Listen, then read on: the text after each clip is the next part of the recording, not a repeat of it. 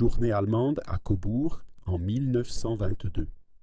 La journée allemande à Cobourg, qui s'est déroulée du 14 au 15 octobre 1922, a été d'une part un succès propagandiste pour les Völkisch, mais elle a également marqué la fin de la Schutz- und Trutzbund, Ligue de protection et de défense, en tant qu'organisation dominante dans ce camp politique allemand. Ce rôle a été repris par le NSDAP et dans une moindre mesure par le Deutsche Völkische Freiheitspartei, Parti de la liberté du peuple allemand. À la suite de l'assassinat de Walter Rathenau le 24 juin 1922, le Schutz- und Trutzbund avait déjà été interdit dans la plupart des Länder du Reich allemand en vertu des lois sur la protection de la République. La protestation contre ces interdictions fut l'un des thèmes principaux de la manifestation organisée par les associations bavaroises du Schutz- und Trutzbund sous la direction du Gauleiter de Bavière du Nord, Hans Dietrich, en collaboration avec la Gemeinschaft Deutsche Völkischer Bünde, communauté des associations populaires allemandes, dirigée par von Roth, à laquelle participèrent environ 4000 personnes, dont des personnalités telles que Karl Eduard von Sachsen-Coburg, un Gotha. Le NSDAP fit son apparition lors de la journée allemande à Cobourg avec Adolf Hitler, la direction du parti et un groupe de plusieurs centaines d'hommes de la SA. L'invitation avait été lancée par la direction encore en fonction du Schutz- und Trutzbund afin de montrer à ses propres membres comment former des troupes de choc et maîtriser la foule par ses propres moyens, selon les termes utilisés plus tard par Herzberg.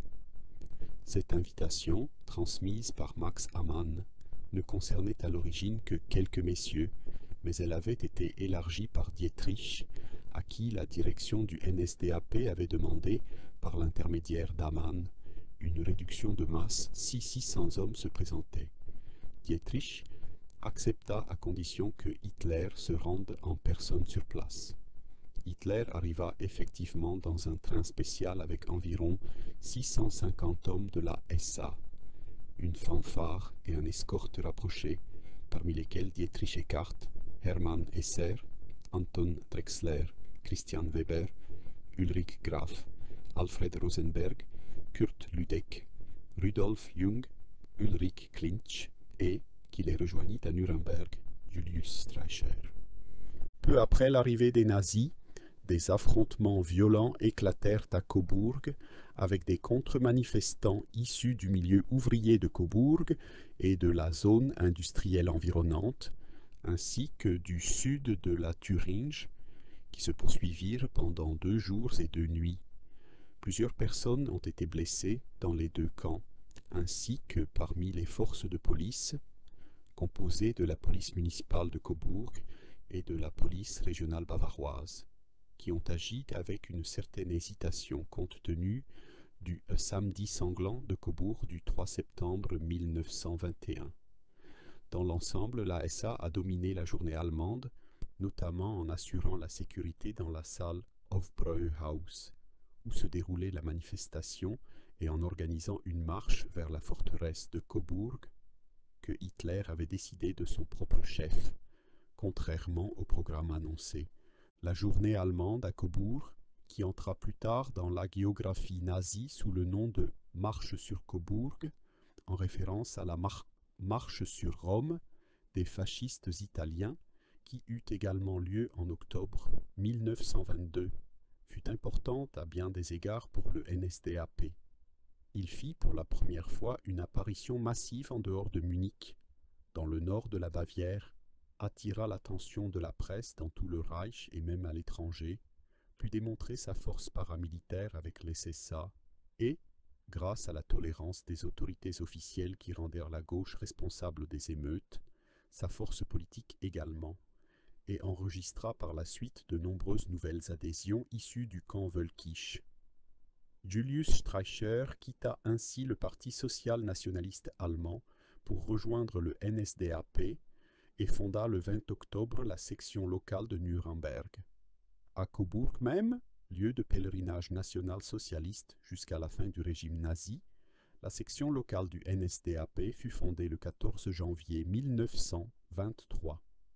Roth nota pour le Schutz- und Trutzbund, mais trop tard, qu'il serait bon que nous puissions mettre en place une sorte de mouvement fasciste, déterminé en particulier à répondre à la violence par la violence. Cobourg nous a montré à quel point cela peut être salutaire, et nous devons poursuivre dans cette voie. Hitler a ensuite décrit en détail les événements de Cobourg dans Mein Kampf, en s'en tenant étroitement au récit de Rosenberg dans le Völkischer Beobachter du 18 octobre 1922, et en soulignant leur importance en tant que triomphe contre la gauche et en tant que jalon historique. L'importance de cette journée ne pouvait être pleinement appréciée dans ses conséquences immédiates. Non seulement la SA victorieuse a vu sa confiance en elle et sa foi en la justesse de sa direction considérablement renforcée, mais l'environnement a également commencé à s'intéresser de plus près à nous, et beaucoup ont reconnu pour la première fois dans le mouvement national-socialiste l'institution qui, selon toute vraisemblance, serait un jour appelée à mettre fin à la folie marxiste. Mais les expériences de Cobourg avaient encore une autre signification. Nous nous sommes alors mis à planifier dans tous les endroits où la terreur rouge avait empêché pendant de nombreuses années toute réunion de dissidents de briser cette terreur et d'instaurer la liberté de réunion.